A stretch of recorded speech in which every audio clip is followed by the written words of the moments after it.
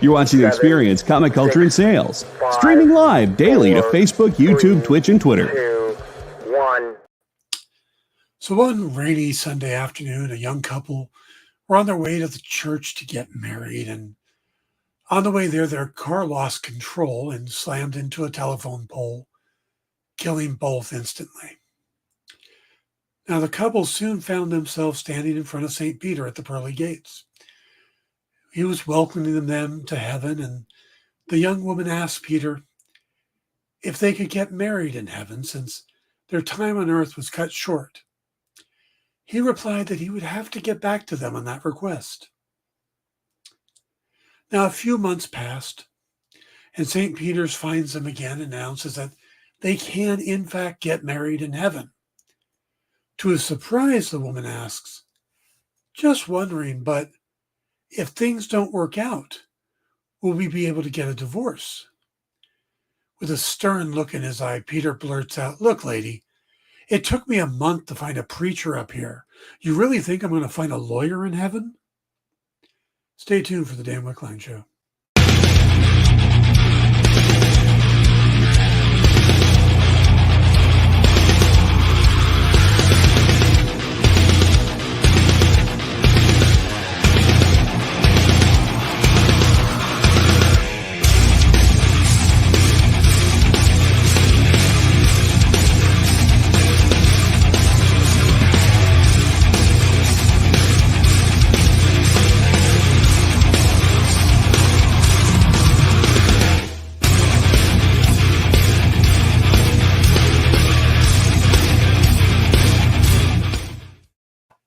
Welcome to the Dan Wickline Show here on The Experience. It's good to see you all. Hello to Triple B, to Ed, and to Kenneth. Glad you guys could make it. To everybody else who's watching without typing in, good to see you. Please hit those like and subscribe buttons if you haven't already. And remember to stick around. We got a great lineup today. We've got What's in the Box with Miss Jen, who's going to be having some 80s and 90s classic comics. Then we've got... the Geek Chat will be coming up. They'll be talking about some new books from this week. And SketchUp has just a ton of talented artists who are going to be drawing live for you guys. So stick around for all of that. That's the rest of the day on The Experience. And then tomorrow, of course, we have Nick Marucci and the Original Art Experience, and Friday Night Live from Tennessee with Nancy and the crew from Comics Unlimited. Also, the big news involving The Experience is that Kicking It with Henri is going to be moving from Wednesdays to Tuesdays. So you'll want to keep an eye out for that. And we know y'all end your evening with Henri. You're just going to be doing it on Tuesday instead of Wednesday.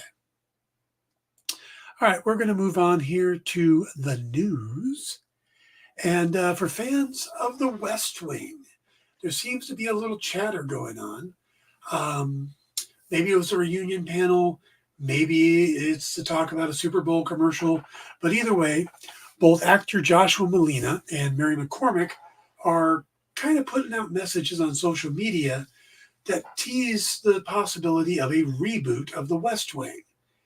Now, we are, of course, coming up to the 25th anniversary this year.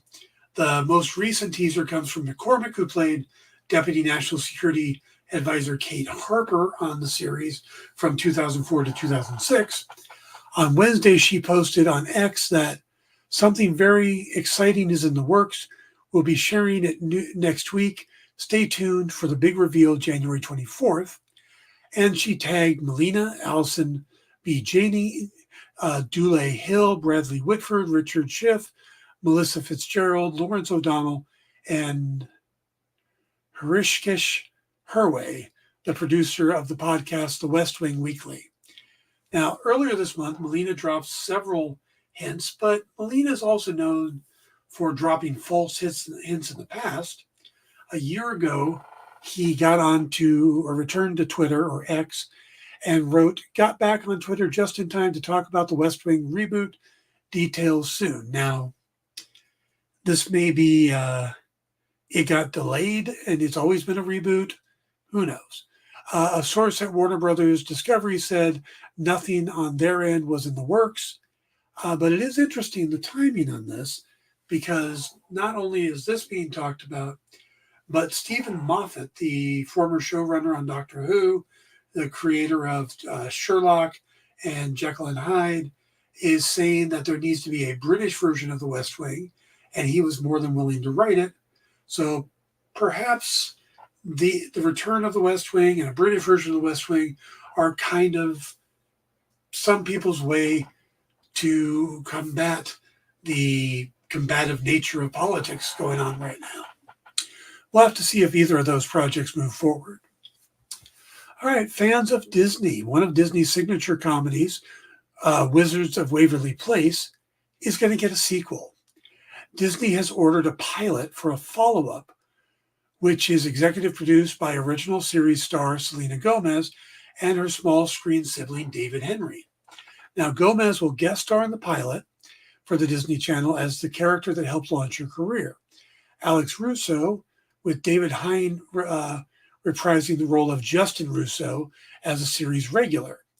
Now, he is joined by new cast members Janice Leanne Brown from Disney's Just Roll With It, Alkio Thiel from Call Me Kat, and Mimi Giannopoulos from American Princess.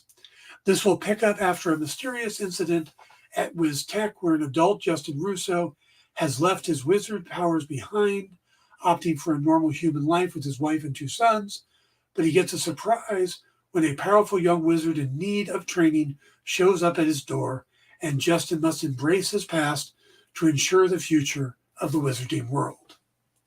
So, there's a routine on The Simpsons, not Simpsons, on Family Guy, that says if somebody shows up at your door on a sitcom and needs your help, then you have to help them. And how that was the premise of like a majority of sitcoms. And Lois says, name 50, and Peter does. And she goes, name 50 more. So this sounds like the same premise. All right, see, we're talking about series coming back. The iconic 1960 television series, The Avengers, not to be confused with Marvel's Avengers, these are Steed and Peele, is getting a remake. Deadline is reporting that Studio Canal, which owns rights to the Avengers catalog, has been quietly plotting a reboot for some time, and a pilot has been written. Warner Brothers Discovery production outfit Wall to Wall is co-producing. Mickey Down and Conrad Kay, the writing team behind the HBO and BBC series industry, have breathed new life into Patrick McNee's debonair secret agent John Steed and his glamorous sidekick. Sex education director Ben Taylor is also a co-creator. Taylor will direct the series and executive produce. There were rumors that the project was in with HBO, but this was denied last year. It's not clear where the Avengers reboot will land. Studio Canal declined to comment on as talks continue.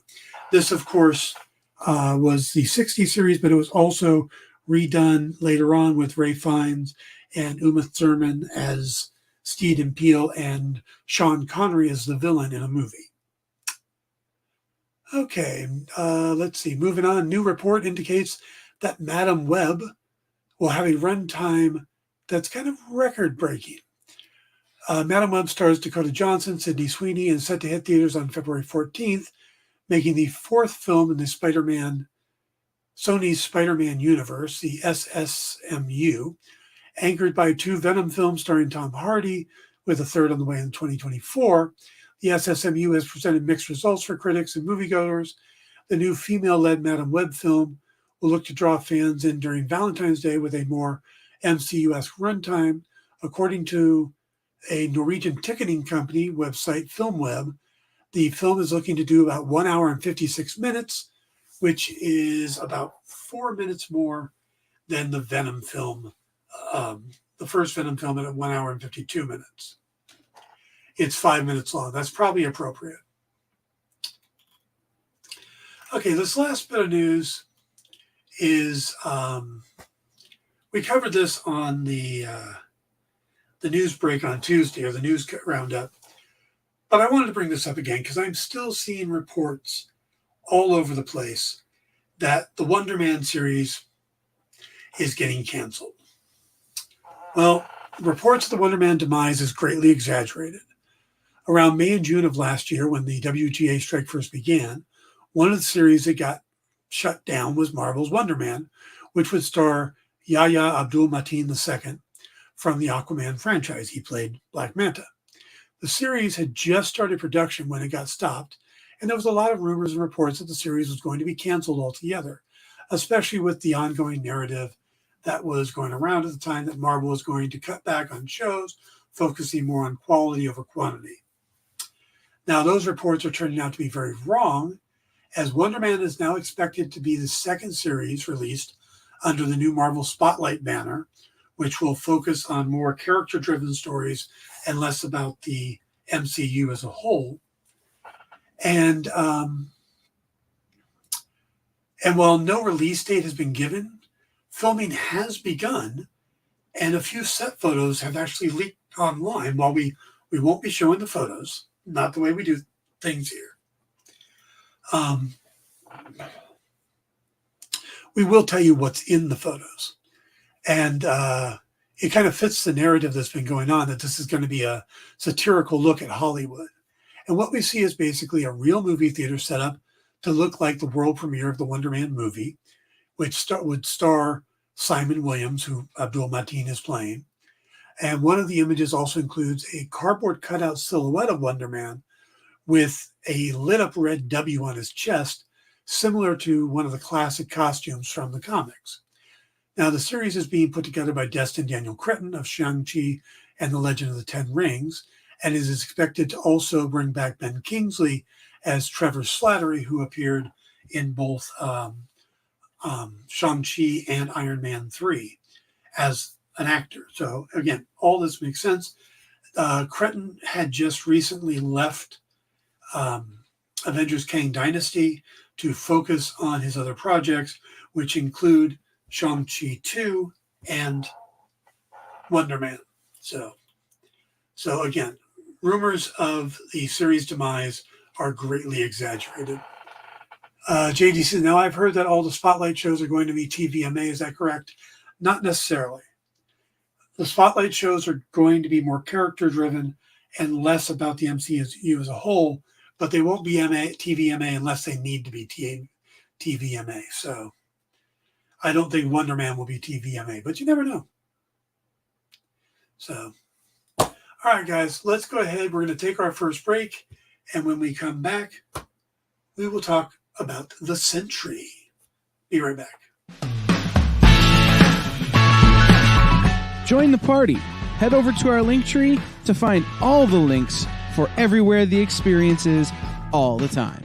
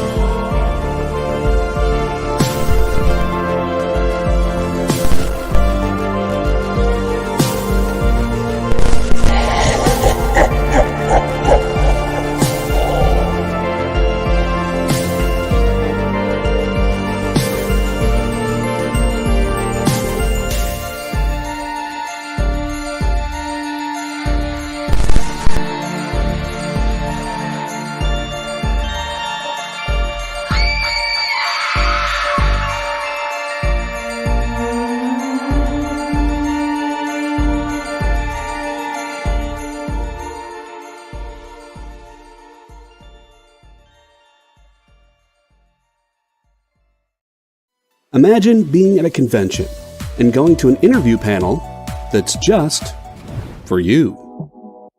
No bustling crowds, no hours-long lines, just you, the moderator, and your favorite comic book creators. Well, this is pretty much that.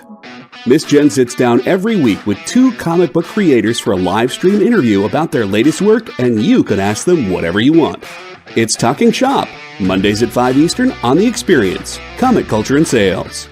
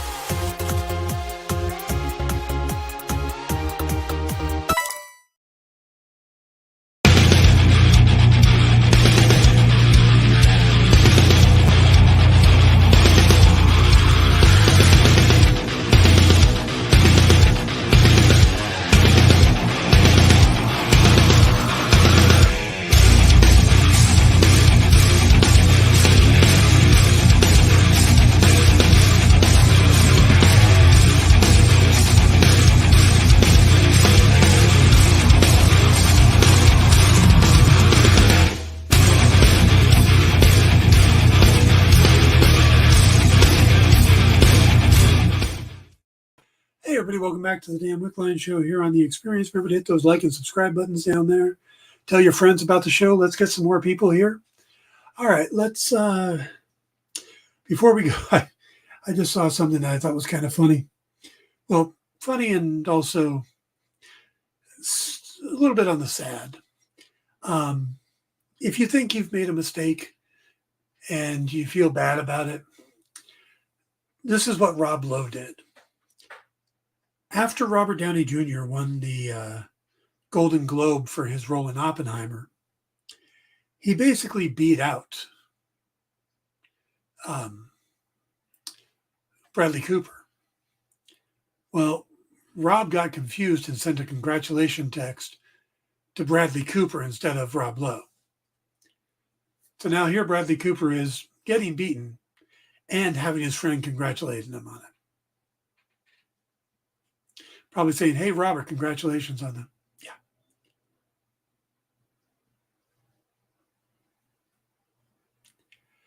Rob probably feels pretty bad right now. Bradley probably does too. Echo was TVMA, I assume, for the violence. Maybe.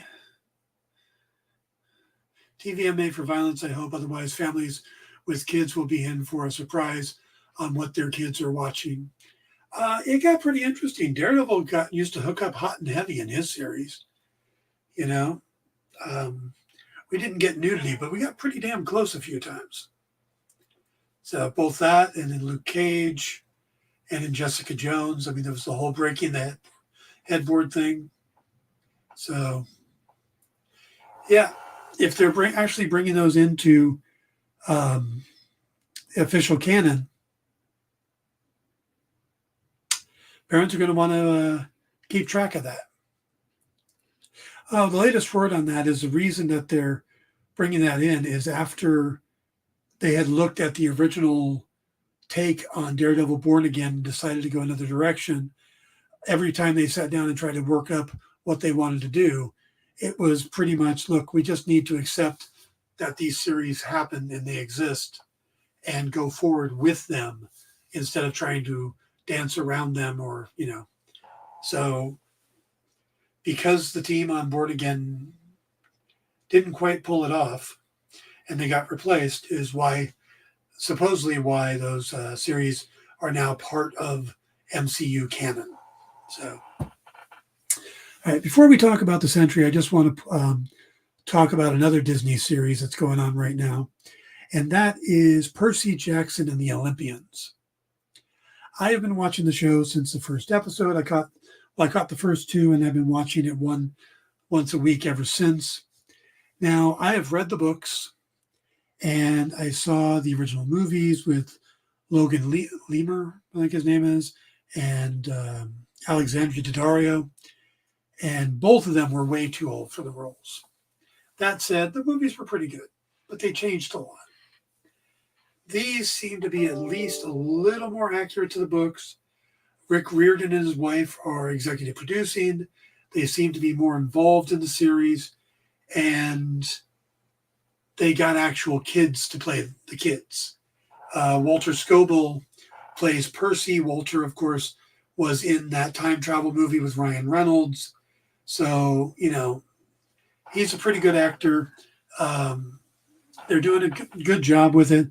The people they keep casting as the Olympians are pretty good. Lin-Manuel Miranda just showed up as Hermes. They're all recognizable people, but not huge. Like in the movies they did, Pierce Brosnan was Charon, and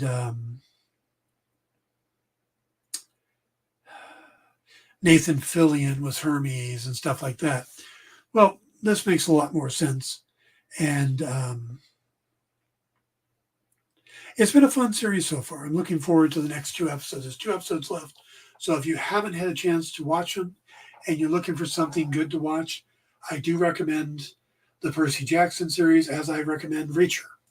So they're very different in tones. One is much more family friendly. One is much more, I'm going to kill everybody in the building and you're going to enjoy watching it. So pick it at your leisure, but why isn't Lin-Manuel Miranda in every film or TV show? I don't know. I like him. I like how he acts and stuff. He brings a certain melancholy to Hermes, which is necessary for the role, but I don't think Nathan Fillion really was able to do, or even they had him try to do. They're going to have to separate Disney Plus into an adult and kid service.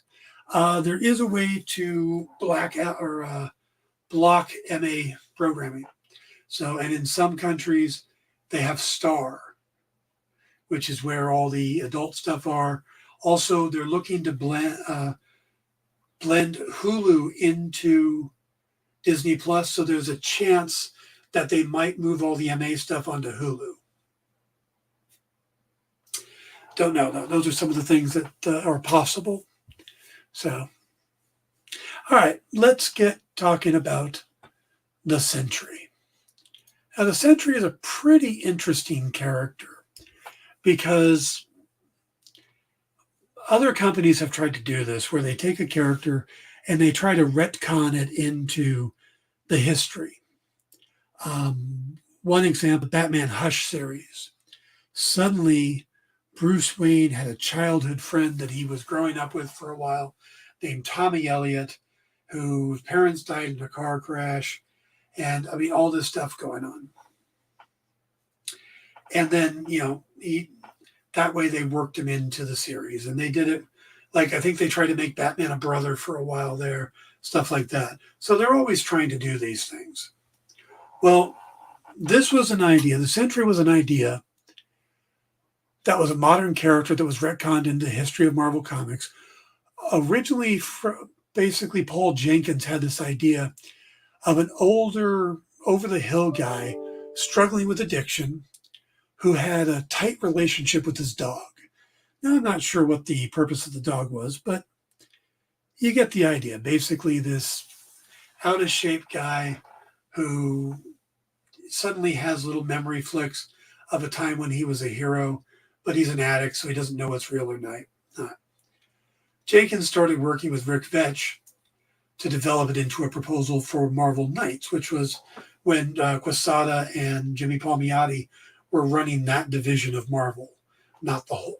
Quesada wasn't in charge of everything, but he had Daredevil and the Inhumans and stuff like that over at Marvel Knights.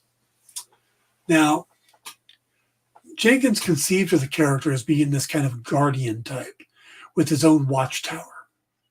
It's like a Superman type who keeps an eye in his Fortress of Solitude, except for it's above the planet and he's keeping an eye on the world.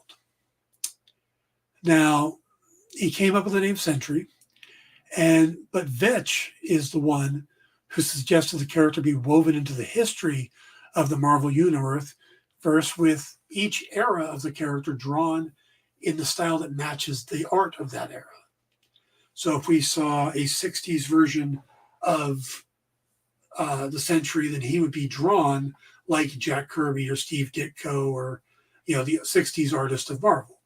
In the 70s, the same. The 80s, the same. Now, he also suggested that there should be a cataclysmic event that would remove everyone's memory of the Sentry, including his own. Jenkins then put this pitch together and gave it to Joe Quesada. Quesada decided to commission a miniseries written by Jenkins, but he wanted art by Jay Lee, with whom Jenkins had just recently worked with on the Inhumans, and they won an Eisner Award for the Inhumans. So that was a good team up. So that's the basic history of how this character came to be in the late 90s, yet somehow started worming his way into the 60s, 70s, and 80s.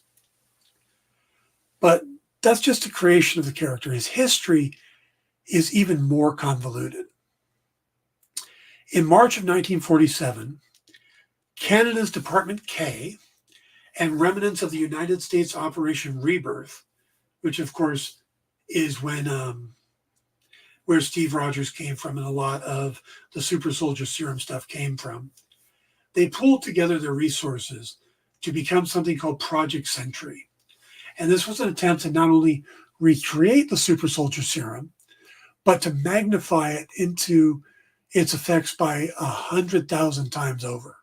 So they went, yeah, Captain America is nice, but what if we could make a Captain America that's 1,000 times more powerful? Seems a bit aggressive, but, that's what they wanted to do. But the problem with, you had two different government agencies, and it just wasn't to be happening. Due to mismanagement, the project never made any progress. But 10 years later, a gentleman named Robert Reynolds, who was a meth addict, broke into the laboratory of an unnamed professor, and it was there he discovered what was called the Golden Sentry Serum. Now, he consumed the serum, probably thinking it would get him high, and Reynolds ended up gaining the power of 1,000,000 exploding suns. Now, that's how they describe it. How you go from super soldier serum to 1,000,000 exploding suns, I don't know. But that definitely sounds like a 1940s, 1950s sci-fi setup for a superhero. Now, after that, he went and did what a lot of people would do. He went and beat the crap out of his high school bully, the guy that had tormented him through most of his youth. Then he made a costume, and he made his debut as the heroic Sentry. And the Sentry was a very optimistic and socially accepted hero who would stand in marked contrast to the rest of the heroes that started popping up, the more freakish nature ones like Mr. Fantastic, Iron Man, the Hulk, Spider-Man, Professor X. And he was one of the very few superheroes that was active during the years just prior to the Fantastic Four's emergence. Now, the Sentry gained new importance with the new wave of heroes as they rose to prominence, almost instantly deducing that Spider-Man's secret identity, and he became a role model for the young hero, as well as an ally to the X-Men, an equal to Reed Richards, and he even became a friend to the outcast Hulk. Now, during this period, the Sentry married the love of his life, Lindy, and took the young Scout as his sidekick. Lindy got swept up in all, excited at the prospect of meeting other heroes. She eventually learned of Robert's addiction, though, but did nothing about it. She even feared that taking the serum must have awakened something of biblical proportions. She later stated that she should have killed him on their wedding night. Yeah, probably not the best marriage. Just saying. Now, after that came the Void. Now, the Void is an interesting character because for a long time, the Sentry thought it was his archenemy. It was this evil character that was all pitch black. Well, It was a shadowy monster that exploited the enemy's greatest fears. And this kind of ended the Sentry's charmed life. The Void nearly killed Scout, drove Hulk into a rampage, and murdered over 1 million people in Manhattan. And that's when he discovered that the Void was actually a dark aspect of his own powers. Now, the Sentry teamed with Reed Richards and Doctor Strange to create a system which made Earth's entire population, including Richard Strange and the Sentry, forget his existence. Now, with the Sentry inactive and forgotten, the Void vanished. In reality, the Void was Reynolds' own repressed personality, powered by the Sentry's powers. Now, this is where it gets weird. A character called the General had captured Reynolds and brought him to a mutant illusionist named Mastermind. Now, Mastermind implanted a mental virus in the Sentry's mind. This virus created delusions that if the Sentry used his power, a devil would appear, intent on destroying the world. As a subconscious cry for help, Reynolds implanted memories into the mind of comic book writer Paul Jenkins. You seeing how this kind of loops around? Who wrote the Sentry's repressed memories into a series of comic books. Years later, Robert's memories returned, and along with the Void, who rampaged across Europe, murdering many members of the Superheroes of Europe, or SHE, the Sentry contacted his former colleagues, but the only one who recalled their shared history was the Hulk. As the Void returned to Manhattan, the pieces began to fall into place, and the Sentry's former friends assembled to defend him and the city. Remembering the dual nature of Robert's power, Sentry and Reed Richards reactivated the Watchtower, dispelling the Void and making the world forget the Sentry once again. Ed says, I'm so far behind on Marvel shows. The only ones I've watched are The What If and She-Hulk. Oh, and Loki. Yeah, good time to catch up. You know, we're going to be a while before we get our next Marvel project. There's going to be a lot of less Marvel stuff this year, so it's a good time to catch up on everything. Now, you would think that they've made this guy, everybody forget this guy twice. Perhaps it's time to just let him go on the shelf and forget about him, but nope. Marvel does not like to put a good character down. So enter the new Avengers. Later, Robert's memories of the Sentry again returned, and he demanded to be placed into the Raft, which is S.H.I.E.L.D.'s high-security prison for supervillains. We see it in Avengers Endgame and Civil War. Now, claiming that he had killed his wife, lawyers Matt Murdock and Foggy Nelson, along with bodyguard Luke Cage and S.H.I.E.L.D. agent Spider-Woman, traveled to the Raft to visit the Sentry in order to find out what had happened to his wife and son. Soon after their arrival, the supervillain Electro staged a massive jailbreak, freeing almost 90 supervillains, who then attacked Murdock, Nelson, Cage, and Drew, along with the newly arrived Captain America and Spider-Man. Now, during the ensuing melee, the group was confronted by the alien symbiote Carnage. Foggy Nelson, thrown into the cell containing Robert Reynolds, attempted to convince the Sentry to help them.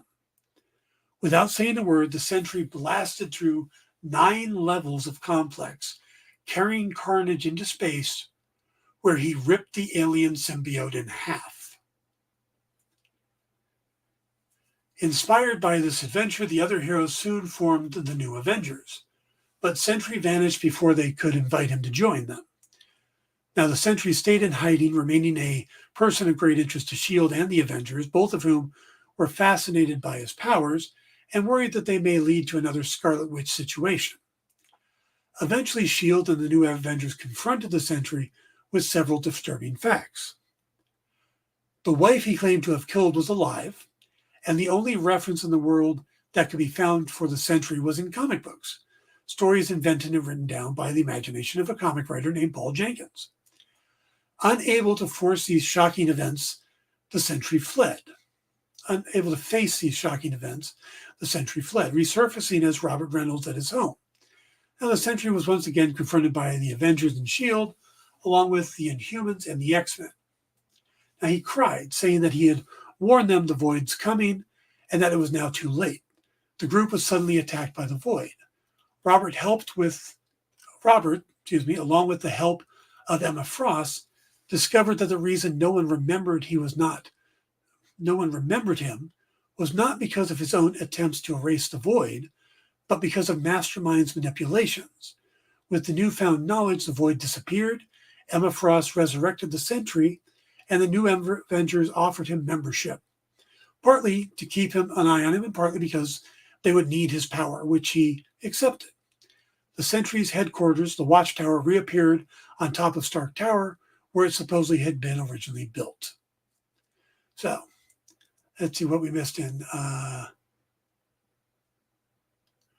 Triple B says, I've watched all of Loki Season 2. It's one night. Yeah, Loki Season 2 is really good. All right, let's go ahead. We're going to take our second break, and when we come back, we'll talk about how the Sentry fits into the MCU, and we'll do some key collectibles. So we'll be right back. Did you know that every experience show, including some exclusive content, streams on Twitch? Check it out, twitch.tv/the_EXP. Or just scan that QR code. Symphonic verses, Nocturne's romance. A song of romanticized darkness, dreaming dead by sleep.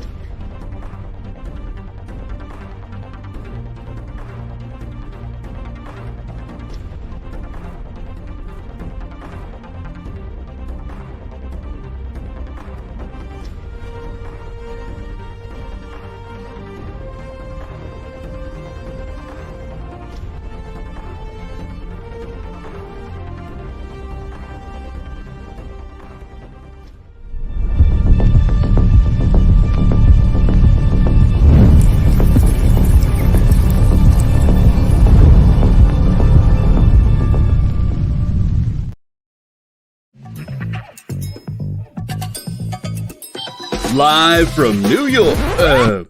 What? Oh, sorry. Live from Cleveland? It's Friday night? It's Friday Night Live! With Nancy McCann.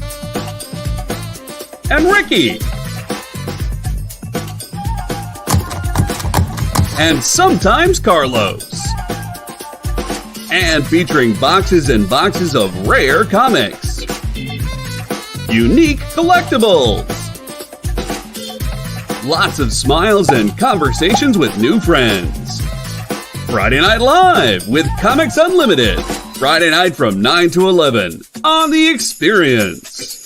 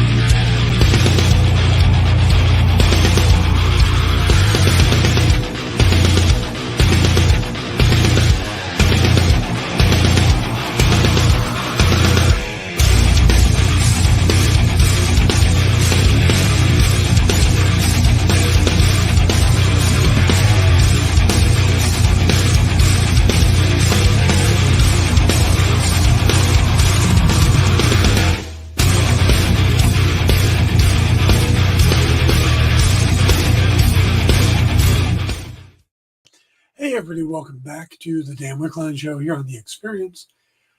We are talking about the Sentry. Now, there's been a lot of talk about the Sentry in the MCU and how he's going to fit in and where he's going to fit in. And I haven't been that big on it, mainly because the person they cast to play the Sentry was Stephen Yeun from The Walking Dead and Beef. And I have no problem with Stephen Yeun. I think he's a very good actor. But I kind of like characters to look like how they look in the comics. And in the comics, Sentry is a Superman pastiche. He's big, muscle bound, but he's long blonde hair. And that's not Stephen Yeun. Stephen Yeun is rather slight, not long blonde hair. Not saying he couldn't wear a wig, but recent reports say that even though he was part of the upcoming Thunderbolts movie as the Sentry, and none of that was confirmed, but because of the delays of the writer's strike and then the actor's strike and just timing on everything, he has had to step away from the project due to scheduling conflicts. Now, a few other names have been bouncing around to replace him, but so far, there's been no solid word on it. And again, he was never I think he was announced to be part of the project, but not the role he was going to play. But let's look at what the Sentry would be in the Thunderbolts movie. Now, he wouldn't be part of the team. More likely, he would be the antagonist. And I'm careful to use the word antagonist instead of villain, because we have a mixed group of characters playing the protagonist that would be hard pressed to call heroes on some of them. You know, I mean, Winter Soldier is getting better, but he is also an assassin for years. Red Guardian, Black Widow, the Ghost, some of the, the new Captain America, some of those, or U.S. agents, excuse me. Some of those characters are questionable to be called heroes. But if they're the protagonists, then having the Sentry as the antagonist makes sense if he is someone that had been erased from memory and hidden, and now he's starting to come back, and the governments are worried about it. Maybe some people in the government remember him, and it's their job to keep him hidden. Now, I think it would be weird to have them do the whole making everybody forget about him thing, because they just did that in Spider-Man No Way Home. It seems a little too on the nose, especially since in the comics it's Reed Richards and Doctor Strange who do it. One sec.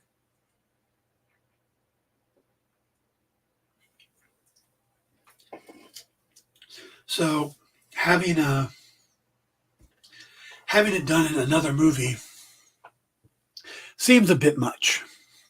It says, is everything all settled now? As in, are the strikes over and stuff is getting back on schedule? Mostly yes. The strikes are over. Everything is getting back on schedule. But there's casting to work out. There's been a lot of changes in directors and writers and actors and overall direction. So I don't know if everything is back on schedule, but I think by the end of this year, everything will get back on track this year. So we'll get back to having more movies in 2025 and stuff going forward. That's why we only have one movie this year, and that's supposed to be Deadpool 3. Now, Deadpool 3 is currently supposed to come out in May, but that seems like that's an awful rush production. So again, we'll see how that works out. So the Sentry as the antagonist in the Thunderbolts movie makes a lot of sense. If the government is putting together a team to stop him and a team of dispendable heroes or soldiers, then that unit that they brought together kind of makes sense. You know, none of them would stand up to the Void. But maybe they don't know about the Void. Maybe they just know about the Sentry. think he's very powerful, and maybe they won't make him the power of 1,000 dying suns or whatever it is. So that's one possibility. But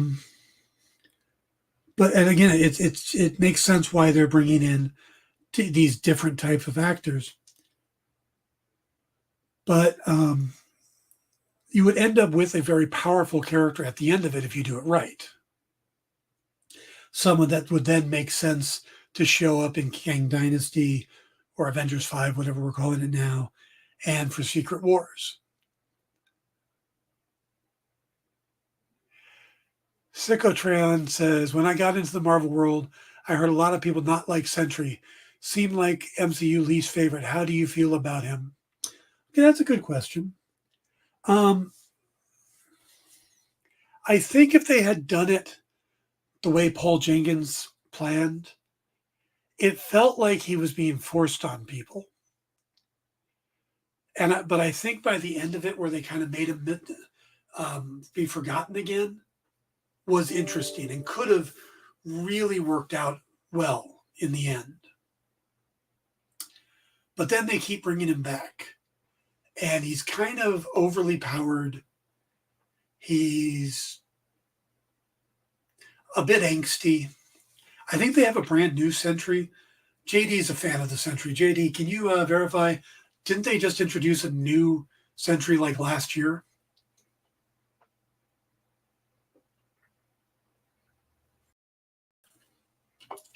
I believe so, yes. Thank you. So I think he's an okay character, but I think Marvel has always tried to make a Superman clone.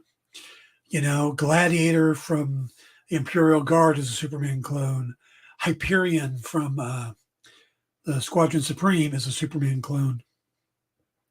So it just, it's just what they do. So I think Sentry could have been interesting if they would have used him in a limited capacity.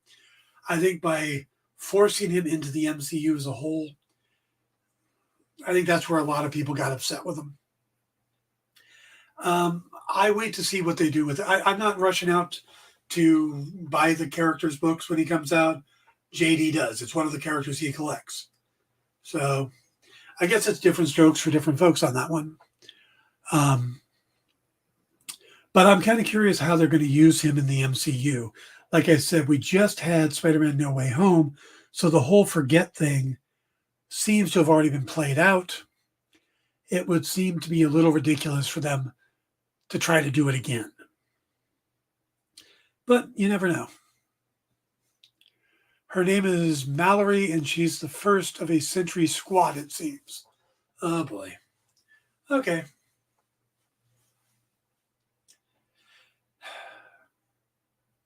That peeve of mine is just turning the character over, but not getting... So if the Sentry himself is still around, and now there's this new Sentry, that's a pet peeve of mine. It's like having multiple Flashes, multiple Batmans, multiple Robins. I don't like that. I don't even like having multiple Spider-Mans. I think they should have given Miles Morales his own code name. So now we get Miles Morales Spider-Man as a comic instead of, whatever, the Arachnid, or something like that. No Robert Reynolds, but the power is going to others. Okay, that's a little better. But it's weird that they're doing that at a time that it looks like they're going to introduce the character into the MCU. So yeah, I'm going to hold out to see who they cast and how they play the character. I don't know. This whole thing feels like even the Thunderbolts doesn't feel like the Thunderbolts. It feels like they're making a Suicide Squad. And the Thunderbolts weren't the Thunderbolts, or weren't the Suicide Squad when they were created. They were a group of villains led by Baron Zemo with the idea of posing as heroes so that they could then grab power. It was a villain's plot to pretend to be heroes. You got to catch up, JD. Now, since then, they've made it more of a Suicide Squad book. But I like the original concept and would have had fun, especially if they would have got Daniel Bruhl to come back as Baron Zemo and used a bunch of villains.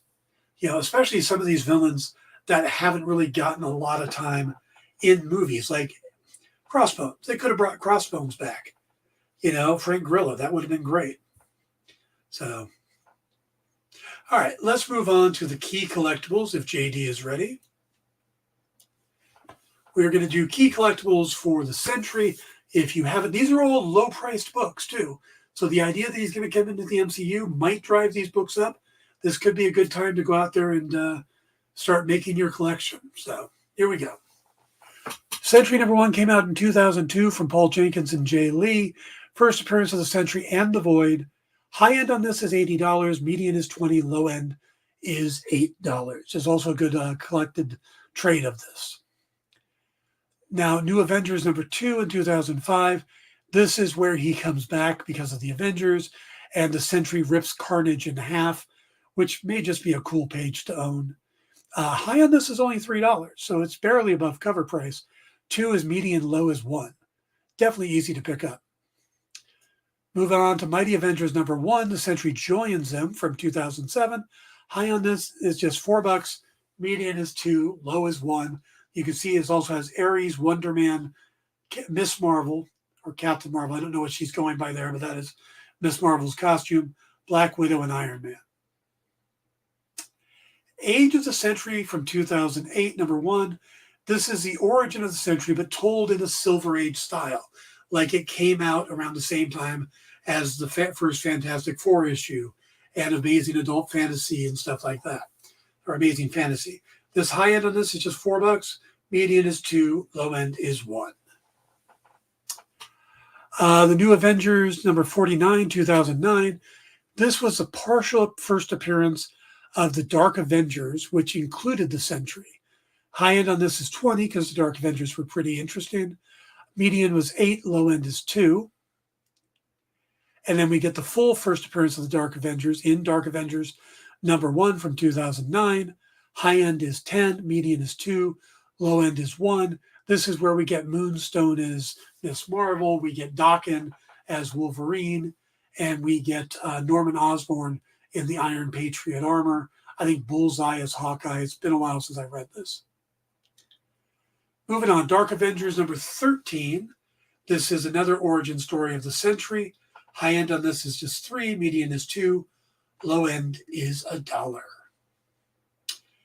Then Sentry #4 from 2018.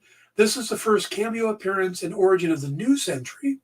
And the new Sentry, when they say that, it means that the Void and Robert Reynolds kind of merged together into one person.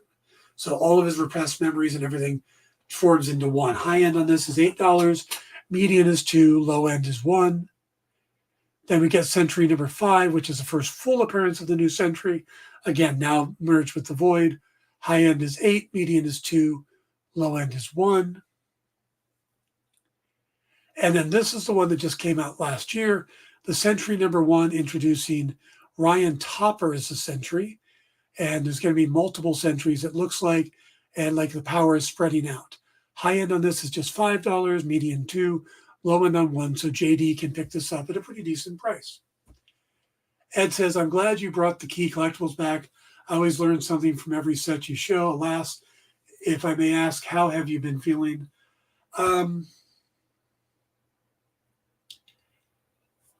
Mostly good. For about a month now, I've got something going on with my ankle. We're still trying to figure out exactly what it is, and it's made my mobility down to next to nothing. So I'm hobbling around. I'm still using my walking stick, and I think I've left the house twice in a month. So the ankle's not in good shape, but the rest of me is doing pretty good. I feel pretty good, but I am taking it easy. So hopefully we'll get whatever's going on with the ankle taken care of, and I'll be doing better. But everything else is coming along good. So I appreciate you asking, Ed. All right. So that's the Sentry. Again, it looks like he's going to show up in the Thunderbolts. There's comics out there if you want to do a little more research into him. And we're still waiting to see who's going to play him, if Stephen Yeun is not. So thank you guys for tuning in. Remember to stick around for What's in the Box, the Geek Chat, and SketchUp Tonight. SketchUp Tonight is full of artists. I mean, it is one of the biggest shows they've done. And tomorrow will be the Original Art Show with Nick Barucci, and of course, Friday Night Live with Nancy and the crew from Comics Unlimited. Stick around for all that, and I will see you next week. Have a great weekend, everybody. Do you remember what it was like when you were a little kid and you got a letter in the mail? Now imagine that letter was filled with information about your favorite shows, pop culture questions, links to things you're going to want to see later, and even sneak peeks at upcoming programming here on The Experience. That's what the EXP mailing list is. Every week, we send you sneak peeks, information, and all of the relevant links for all of the shows you want to see. Sign up now on our website or scan the QR code that's on your screen right now.